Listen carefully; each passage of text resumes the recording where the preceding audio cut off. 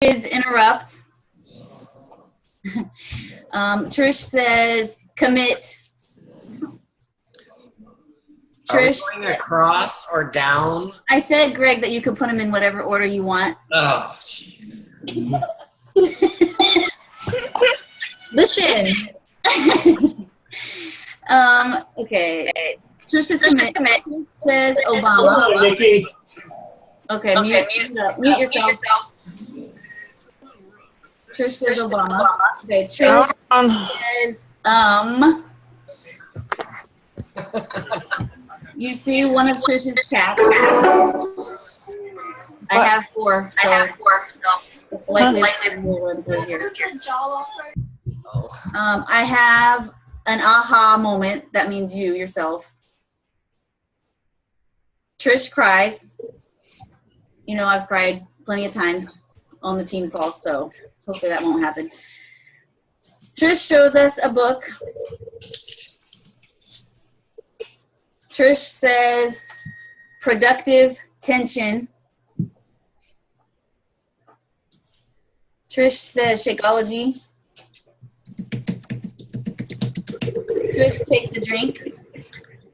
And I already told you that I had planned to have like a glass of wine, but since they called me to come work, I have a water bottle. Boo. Okay, Trish throws Greg under the bus.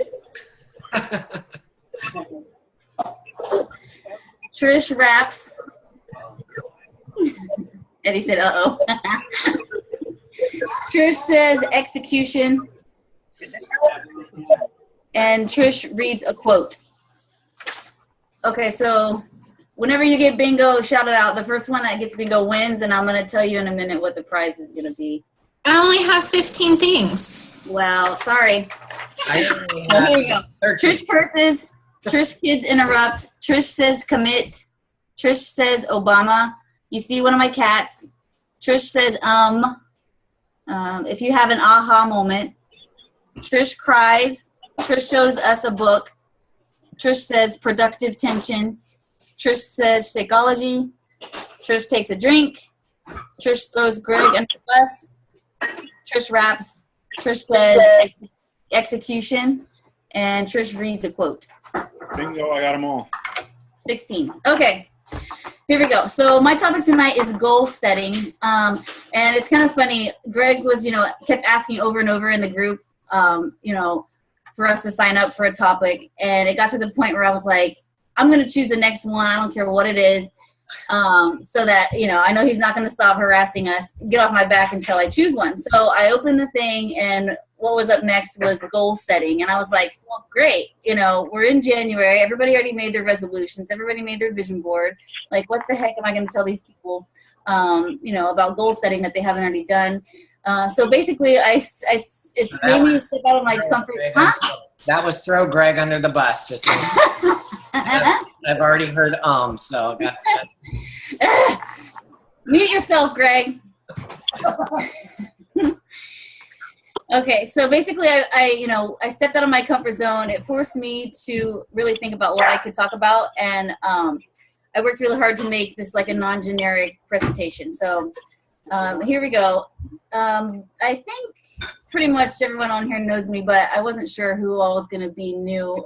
So I was just going to give like a quick nutrition in a nutshell background to get started. So basically I became a coach, and I went diamond in under 4 months, and I hit a minimum of Success Club 5 in my first 11 months as a coach, which keyword being 11 months. So in that 12th month, I hit Success Club 4, which was like my first big like failure as a coach. And I had a personal goal for myself to become a Success Club All-Star and then a legend. And I really wanted it to be able to be said like, oh, my first 24 months as a coach, I hit Success Club every month. Like that was like one of my first like personal goals for myself as far as for my business. So my 12th month, I hit Success Club 4. So that killed that dream like right then and there. And I didn't realize at the time, like I've like since like been able to figure this out, but really that failure right there dredged up like a lot of pain of, addressed my fear of failure, fear of, feeling shame, feeling worthless, feel like letting down my team or my coach or letting myself down, not hitting my own personal goals. So basically it gave me like a lot of negative connotation toward my Beachbody business. And I've read a lot in the past 6 months about how our brains are wired to avoid pain and go towards pleasure. So if you might have experienced this where you go through something painful and your brain, it's kind of like that caveman, like survival mode, like fight or flight. Your brain wants to avoid painful things, go to pleasure, painful things that might have killed you back in the caveman days and, attract yourself to pleasurable things. So unfortunately for me, my painful experience kind of gave me a negative connotation toward me working my Beachbody business. And I kind of fell way off track ever since that point. And I've been struggling ever since to get myself back motivated. So this whole presentation is actually one of my steps of getting myself back remotivated, choosing a topic to talk about and, following through with that is one of the steps for me getting back, on track with my business. But basically at that point, I stopped like 2/3 of my vital behaviors. I really stopped inviting or talking to anybody about the business.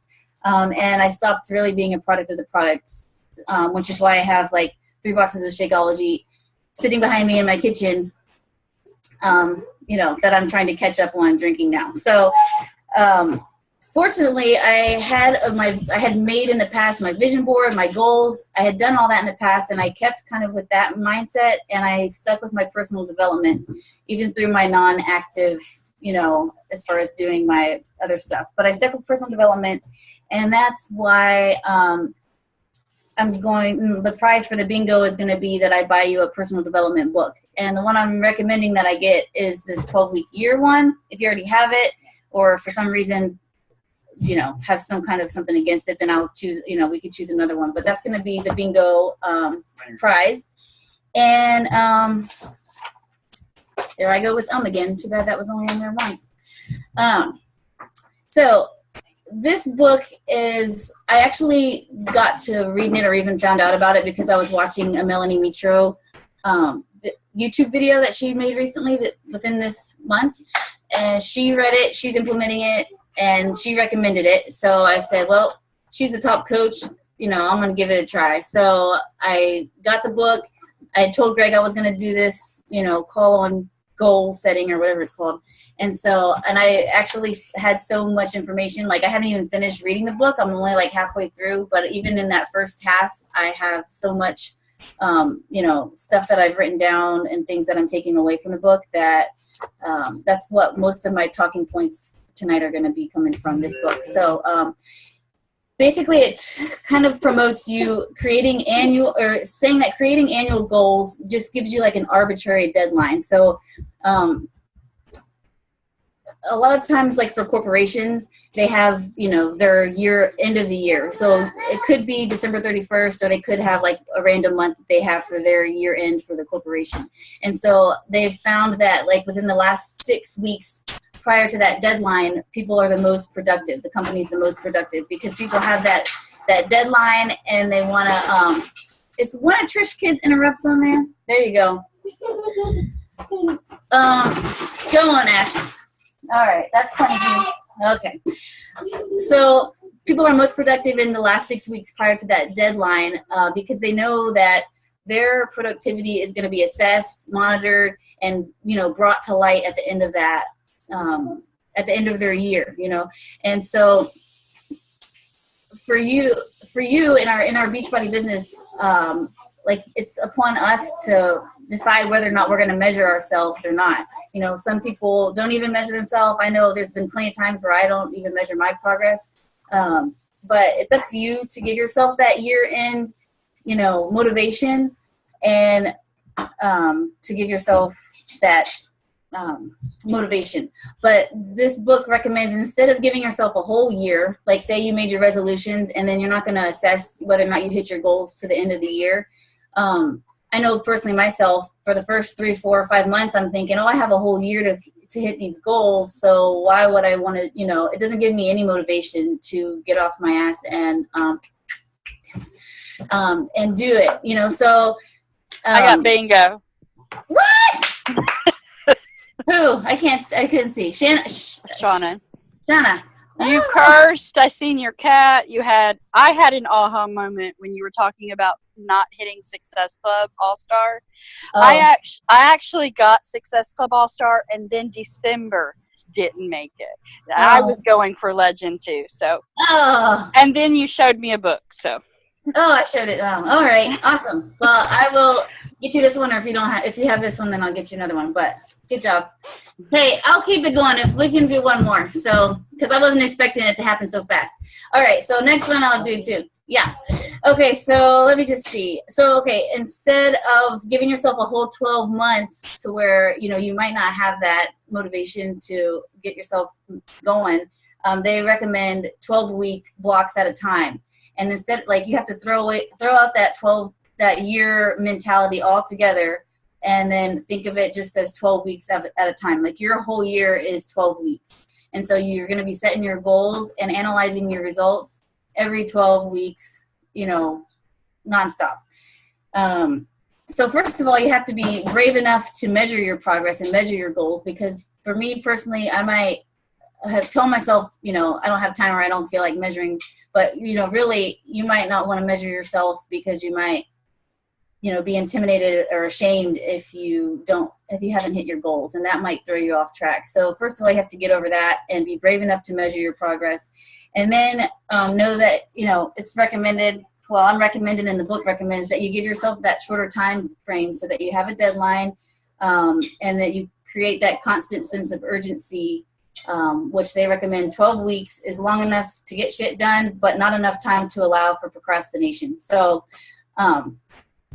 I'm just going to go over like 4 or 5 steps that I've taken away. And like I said, I've only read half the book, so I can only imagine like what takeaways are in the other half. But so step 1, creating a vision. And I'm not even going to talk more than 30 seconds on that, because, we already know we have to create a vision.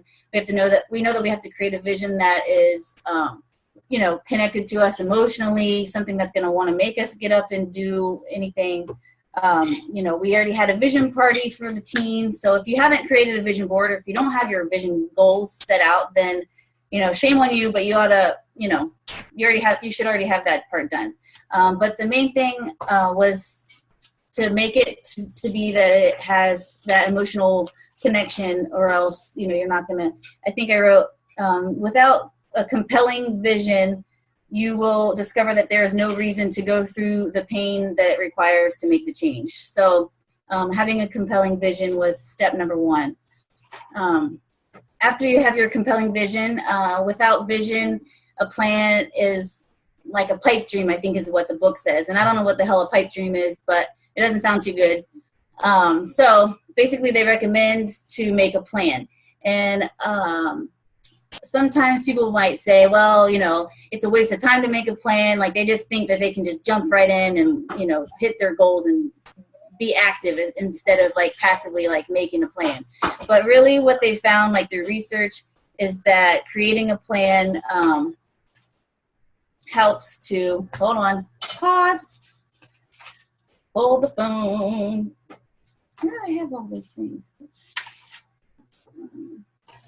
Anyway, instead of making the mistakes in your implementation, you might make the mistakes on paper as you're creating your plan. So better to make the mistakes on paper than in your implementation. And creating a plan actually reduces the time that it takes to achieve your goals and helps you stay more focused, because you have your plans, your plan laid out. So the plan that they recommend is to have that big vision board, your end all goal, clearly stated and out there. And then every 12 weeks, you're going to have 1 to 3 focused goals that you are going to be really working on during that 12-week period. And you want to choose 1 to 3 goals that are going to have the biggest impact on your business. So don't choose like in something insignificant. And for me, like I just wrote down as I was like sketching my notes out, for my first 12 weeks that I'm going to have a new before and after picture and lose 15 pounds. So that was my first one. Hit greater than Success Club 10 each month that falls in that 12 weeks. So that's going to encompass like 3 months, I think. So each of the 3 months I'll hit greater than Success Club 10 and then add 3 new coaches. So those are my goals. And then under those, you're going to have your tactics or your activities, actions that you could take, specific ones, like 1 to 5 for each one. So you're kind of creating a tree here, like with your main goal, and then each of your 3 12-week goals, and then each of your 1 to 5 tactics underneath of those goals.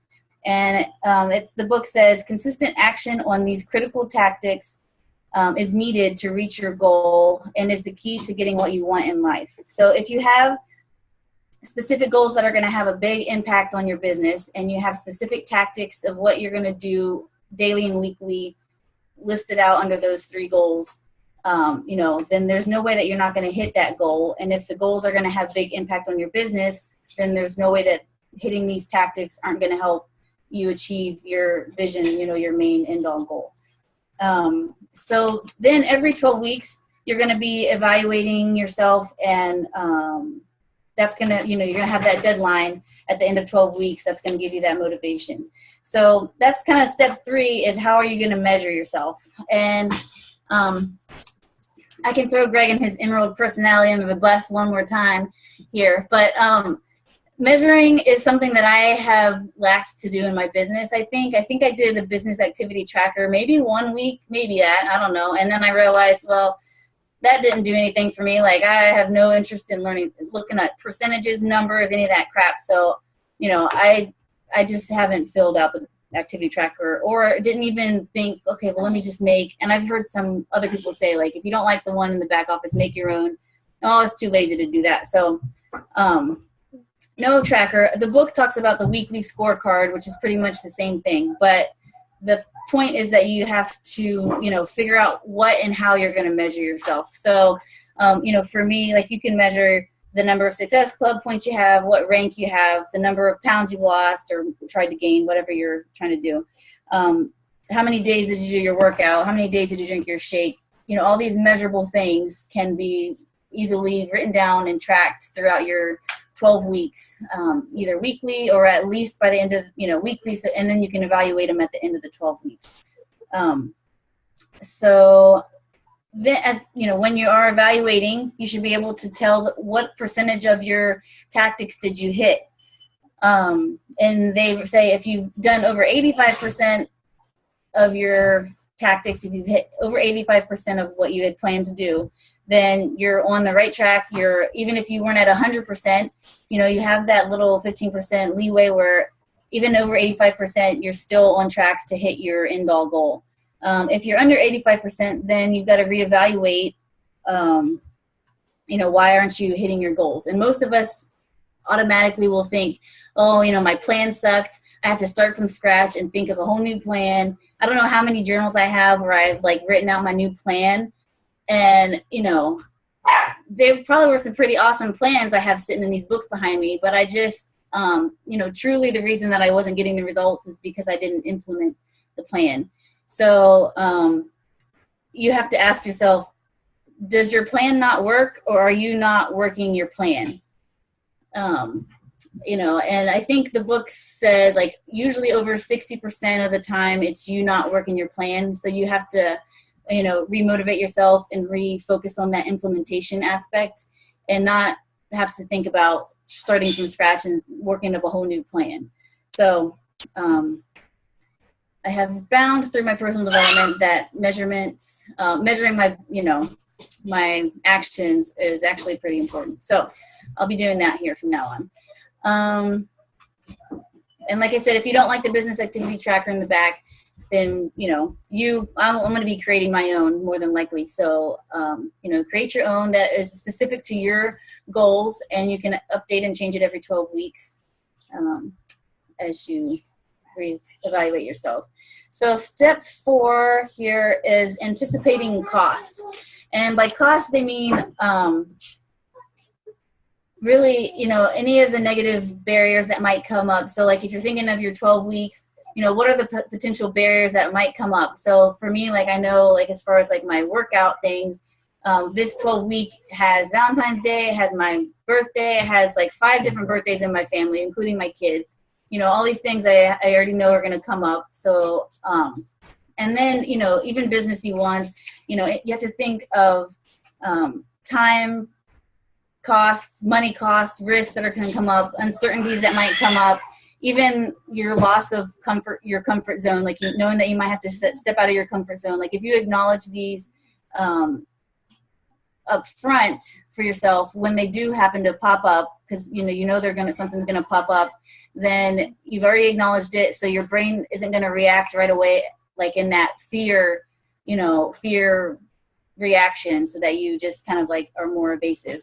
If you acknowledge it up front, you know something's gonna happen, just have it acknowledged there, so that when it does come up, you can more quickly like get over that boundary and keep on going instead of letting yourself get way off track. So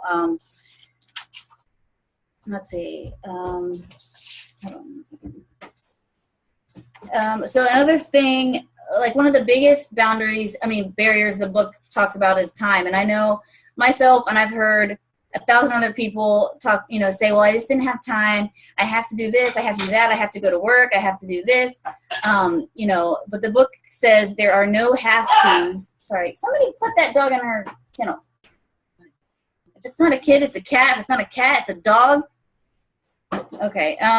Anyway, there are no have-tos. There are only choose-tos. So everything is a choice. If you're telling yourself, I have to go to work, I have to do this, I have to do that, it's kind of a burden mindset. And so you're telling yourself, I have to do all these things, and it's like a negative connotation to that. It's like more of things that are burdening you. Whereas if you're telling yourself, I choose to do that, literally everything that you do is a choice. I choose to go to work. I choose to feed my kids. I mean, really everything's a choice. Some things, you have to do, but really if you break it down, it's a choice. But if you even tell yourself that everything that you have to do is a choice, you're empowering yourself. It's like more of an empowerment than a burden. So, especially when it comes to your business, maybe not when it comes to feeding your kids, but when it comes to your business and those tactics that you created, if you tell yourself, I have to do these tactics, then it's more of a negative thing. It's more of a burden, and, it's more likely to be something that you might want to avoid. Your brain, like I said, is like more, if you really haven't gotten control over telling yourself that, this thing isn't causing me fear or a negative thing so that you want to evade it, then it's riskier to say, oh, I have to do these things. And you got to tell yourself instead, I choose to do them. So you're more empowered. Okay. If you're not in control of your time, you're not in control of your results. So if time has been one of your excuses that you've been telling yourself, one of your issues that you're trying to work through, then definitely I recommend this book, if for none of the other reasons that I've talked about. And one other thing I really liked was that it talked about something called productive tension. So they described it as an uncomfortable feeling. Bingo. Who bingoed? I did. Yay! Yeah. All right, awesome. So Stephanie and Shauna. Okay, I will message y'all later after the show. Okay, so productive tension they describe as an uncomfortable feeling that you get when you're not doing the things you know you need to do. Has anyone ever had that feeling? Yeah. Like you're like, that was me for the last 6 months. Like I know what I needed to do and I wanted to do them. Like I had my vision board right on the wall. I knew I wanted to, do my workout. I knew it, but I couldn't make myself do it. And I can't explain to you why, but, that uncomfortable feeling that you get when you're not doing the things that you know you need to do, productive tension. So, when you feel that discomfort, like I said again, like your body's reaction is to want to resolve that feeling. Like you don't want to feel that. So how can I get away from that feeling? So usually you avoid what you think, what your brain is assuming that led to that painful discomfort. So you can either acknowledge it so basically you can let that happen and you feel that discomfort, which is what I did for 6 months, and said, oh, I want to work out, but I can't make myself work out, and so I won't. And then I tell myself, well, you failed because you didn't do your workout. And then my body's like, well, I don't want to have anything to do with that feeling again. So I just completely avoid even thinking about it. Or you can use that productive tension as a catalyst for change. Tell yourself, quitting is not an option. Take action on those tactics, that you already have planned out for yourself. And, use that feeling as a positive motivator instead of letting it completely have you evade yourself from your business and from your goals. So that was that. Let me see, where's my book? So here's your quote, guys. Okay, so the encouraging news is that regardless of how you've performed in the past or how you are performing currently, you can be great beginning today simply by choosing to do the things you know you need to do. It really is no more complicated than that. In the end, you're either great in the moment or not at all. So in the first chapter, he wrote about 2 lives that most of us have, the one that we live and the one we are capable of living. So don't settle for anything less than the life you are capable of. Make a commitment to be great each day, and watch what can happen just in 12 short weeks. So that is that. And I just want to end with, like I said, I've been working really hard, like trying to remotivate myself. And one of the things that like really got me remotivated this past week was this video that my friend shared with me. And I'm going to share my screen real quick and show y'all. And I don't want anyone to roll their eyes or get like a political something. It has nothing to do with the political aspect of this at all, but it's the message here. So we're going to watch this. It's like 5 minutes, and then that'll be it. So hold on a second. Let me turn my volume up. I think it was already up. I don't know if y'all gonna be able to hear it. Can y'all hear it? No?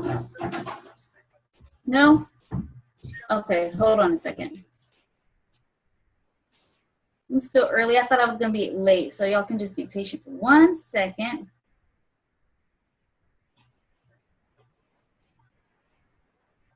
It's really good, I promise. Okay, hold on. Let me find that.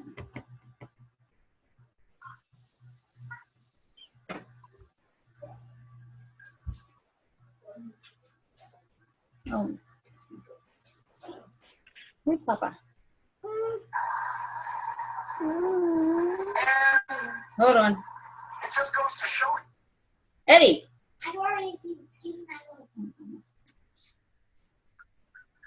Hold on. Patience is a virtue, right, Ashlyn? Yeah. This must be it. There's a lot of you won't remember this, but when I've never run a national campaign. So, and so hold on. we had Now how to can try I to best show get y'all any this? support we could, any endorsements we could. So I fly down Hold on. to North Carolina. How do you stop sharing? Oh, there we go. Stop share. Okay. So y'all should be able to hear this. South Carolina. I go down to South Carolina for some state legislator's banquet or something. And I'm sitting next to this state legislator. And she hasn't made an endorsement yet. And I ask her for the endorsement. That's what you do when you're kind of trying to get support. And she says, you know what, Obama, I like you. You're a little young, a little green behind the ears, but I like you. I will endorse you if you come to my hometown of Greenwood, South Carolina. I go in, just fall out. Alarm goes off, and I feel terrible. I am exhausted. Think I'm coming down with a cold. I open up the curtains. It's pouring down rain outside. Pouring down rain. Horrible day. I make myself some coffee, and I get the newspaper outside my door and open it up. There's a bad story about me in the New York Times. I get dressed, shave, walk out, just kind of still groggy, still staggering. My umbrella blows open. That ever happened to you? as I'm walking out, and I get soaked. I'm just soaked. I get in the car. I said, all right, how long is it going to take to Greenwood? An hour and a half. An hour and a half. So we're driving, and we're driving, and we're driving. Doesn't seem like we're going anywhere. Sheets of rain are pouring down. So I'm about to make my pitch. I'm trying to muster myself up. Let me make the best of this. I'm going to do it quick, and then I'm going to get out of here. And suddenly I hear this voice from the back just shout, "Fired up!" And everybody in the room says, "Fired up!" And I say, "Ready to," and then I hear the voice say, "Ready to go!" And everybody in the room says, "Ready to go," and I don't know what's going on. I think these people are crazy. Maybe I shouldn't have come here. And then I look in the back of the room, and there's this middle-aged woman, and she's dressed like she just came from church. She's got a big church hat, and she got, I think, a gold tooth. Turns out she holds a position in the local NAACP office, and also, I'm not kidding you, is a private detective. This is a true story. She's like a private eye. Although it's hard to think that you wouldn't see her coming. She's very colorful, and she's grinning at me. And apparently, she is known wherever she goes by saying this chant, "Fired up." And everybody knows her, so they know that when she says "fired up," they've got to say "fired up." And when she says "ready to go," everybody's got to say "ready to go." And this is what she does. Every meeting she goes to, she does this thing, which is kind of strange. So the thing is, though, she keeps on doing it. And everybody keeps on, she says "fired up," and they say "fired up," and "ready to go, ready to go." But the interesting thing is, after a while, I'm starting to get kind of fired up. I'm starting to feel like I'm ready to go. And all those negative thoughts and all those bad memories start kind of drifting away. And we have a great meeting with these 20 people. And they all say, "We're going to support you. And we're going to go out there and work." And even after we left Greenwood, the rest of the day, all the campaigning, when I saw my staff, I said, "Are you fired up?" They say, "I'm fired up, boss." "Are you ready to go?" I'm ready to go. And it just goes to show you how one voice can change your room.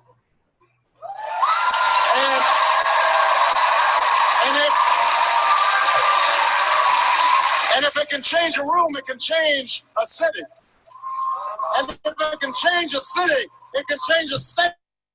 And if it can change a state, it can change a nation. And if it can change a nation, it can change the world. So I just have one question for you, New Hampshire. Are you fired up? Ready to go? Fired up? Ready to go? Fired up? Ready to go? Let's go finish what we started. Lots of luck, Hillary Clinton. Woo! Woo! So just like, they got me fired up. I've been I taught my kids that the very next day after I saw it. So they think I'm a lunatic, but I yell at them all the time. "Are you guys fired up?" Like they're trying to go to school. Shut up, Armando. And so I'm asking them all the time when they're going to school, like, "Are you guys fired up?" And they're like, "Mom, are you guys ready to go?" Mom. But I know deep down it's firing them up and it's getting them ready to go. And, just like he was saying, like how one voice can change, like your voice can change, the same thing. Like your voice can change your group of friends. Your voice can change. If it can change your group of friends, it could change bigger and bigger and bigger. So you guys have to get yourselves fired up and ready to go. And if y'all weren't all on mute, I would make you screaming back at me right now. But On the end. yourself right Hope you now. guys are fired up. Get yourself ready to go. Get yourself remotivated. Casey, hop on the bandwagon with me. And, for anyone else, too, that might have been off track or that wasn't as fired up as they know they should have been, then hop to it. That's it. Okay, thanks, Trish. So I just have to defend myself and say, Trish is notorious at waiting to the last minute to do something, right? So the 12 weeks is great for her, because even though she hit Success Club every single month, right, for 11 months, she would wait until the last day of the month to get all 5 points. And normally, 11 p.m. that day is when she would get all 5 points. Yeah, that happened 4 or 5 times. So the month that she missed was the month of Summit. And I'm like, Trish, do not come to Summit unless you've got Success Club. And she's like, no, I've got 5 days left. No big deal. And of course, she got to Summit and Casey off track. And was drunk the whole time, and then she didn't make it. So that's the story. I know. So okay, I'm fired up. July. Oh, see? Summit got us all off track that month. Yeah. So one thing that was an aha thing for me was when you said sign up 3 coaches, and I was going to say 3 coaches. That's nothing. You could do a lot more than that. But one thing that you kind of reminded me of is I was listening to a call earlier this week. Simon Sinek, you guys know who he is? He's a great motivational speaker on leadership. He said, that we're driven by a dopamine. Have you guys heard that before? That's some chemical in the brain that gets released when we accomplish something, right? That's why we like to create lists, and then we like to cross things off, right? And it releases that dopamine. And so that's why it's good to set little goals, right? And frequent goals, right? So instead of setting that big goal of I want to be diamond at the end of the year, like Trish said, I want, 1 coach. Well, if she gets 5 coaches, great, but she got that 1 coach. So if she set a goal of 5 coaches, then if she got 4, she would be disappointed and that a dopamine wouldn't get released, right? But if she sets 1 coach, well, now, that a dopamine gets released when she crosses it off, or if she sets little goals I want to get, Success Club 5, and then she hits 10, that's great, or whatever, right? Or I want to add 2 customers or 2 friends a day or a week or whatever. You can just set little goals all along that 12 weeks so that you don't wait until the end. Mm-hmm. And that's the good thing too about evaluating yourself every 12 weeks. So instead of saying, oh, I want to hit, get this and then you're only evaluating yourself maybe at the end of the year or a longer time frame, then it's I'm not getting those little pats on my own back where I'm releasing that dopamine, yeah. So, okay. So this is supposed to be, we're supposed to have more of a discussion. So who else has goal setting techniques or goals that they want to share, or anything? The aha moment that you had. Yep. Talk about.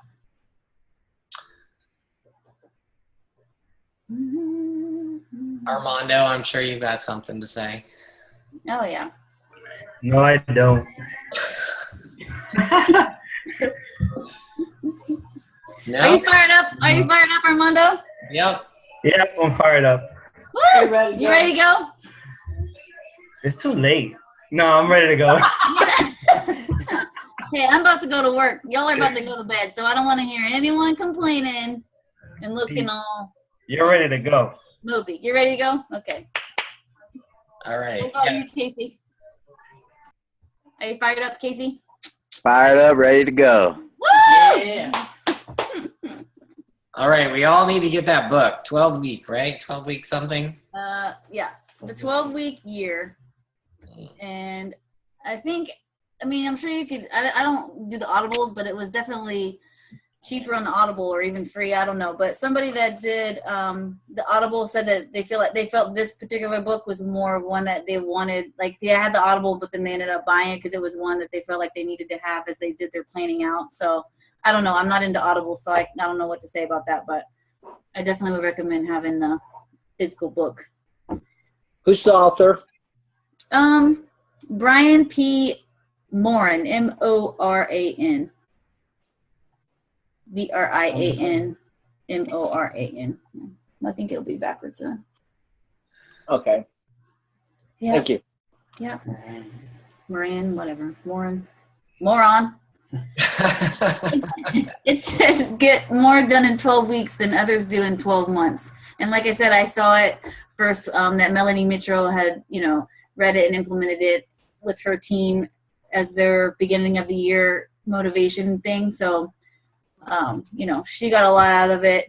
I have a bunch of other friends, that are coaches that are on different teams that have read it and are just as inspired. So test it out, especially if you have had issues like I've talked about, or time things, or planning issues where you failed to implement things. Yeah, awesome. Yeah. I do the Audible thing. And I just signed up again. They have if you guys aren't familiar, they have a plan where it's like $15 a month and you get one book a month, But if you buy an Audible book, it's normally like 20 or 30 bucks. So it's a lot more expensive than a regular book. So it's definitely worth it. And you can put it on hold and you can cancel at any time. So, a $15 subscription and it gives you a free book every month is a pretty great deal. So, especially if you're doing your personal development, which is one of the 4 vital behaviors, right? One book a month is not unreasonable. So, especially if you spend a lot of time in the car. I got a shower clock for Christmas. I would highly recommend everyone get a shower, not a clock, but a Bluetooth. Radio. Yeah. It's great because I can get up in the morning, I can get in the shower, and I can turn on the personal development or whatever, and I can listen in the shower. So now I can be productive in the shower. So, I always look for more ways to be productive. Audible has an option too where I had it for 9 months, and so I paid for it and I had all my credits, but I go back and forth between listening and reading. So I had 5 credits. If you just cancel your membership, though, you lose those credits. For $10, you can have a year-long membership and still have access to all of your credits. So I could still use them and listen to them as I needed to without losing all the credits I had paid for already. Oh, that's interesting. Yeah. Anyway, all right. Those subscription service pitfalls. What if you don't use it? Yeah. So, anybody else have anything? Yeah, you don't lose your books though. You get to keep those, even though you lose those extra credits you had sitting around. Oh yeah, you don't lose your books even if you cancel. What I did, Jessica, is I got backed up, and I think I went and I bought 5 books because I had 5 credits, and then I canceled it for a while, and then. And then I just resubscribed just now. So, all right. So, thank you all for attending. Thanks, Trish. Great job. And I don't know who's next week, but you guys can check out the Google Doc. Make sure you sign up for a Team Cup. All right. See you guys. All right. Thanks, guys. Okay.